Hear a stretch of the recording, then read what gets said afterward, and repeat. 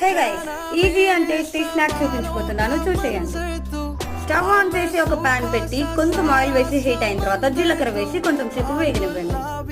ఇప్పుడు ఇందులోనే కొన్ని పల్లీలు వేసి లో ఫ్లేమ్ మీద పెట్టి దాన్ని బాగా వేయించండి. పల్లీలు వేగిన తర్వాత కలర్ చేంజ్ అవుతాయి. అప్పుడు ఇందులో కొన్ని పప్పులు వేసి అవి కూడా బాగా వేయించండి.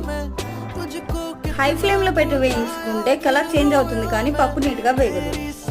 ఇప్పుడు ఇందులోనే కొంచెం క్రష్ చేసిన గార్లిక్ ని యాడ్ చేసి బాగా వేయించండి. కొంచెం నిమ్మరసం కూడా వేసి అన్ని బాగా కలిసేలాగా కలుపుకోండి. కొంచెం కరివేపాకు కూడా యాడ్ చేయండి. ఇప్పుడు ఇందులో కొంచెం ఉప్పు, పసుపు, కారం, రసం పొడి యాడ్ చేసి అన్ని బాగా కలిసేంత వరకు కలపండి. ఇప్పుడు ఇందులోనే బొరుగులు కూడా వేసి అన్ని బాగా కలిసేలాగా కలపండి. ఒక్కసారి ఇలా నేను వీడియోలో చెప్పినట్టు చేయండి, definitely you will love it. ఇవి ఒక ఎయిర్ టైట్ బాక్స్ లో వేసి పెట్టుకుని మనం స్టోర్ కూడా చేసుకోవచ్చు.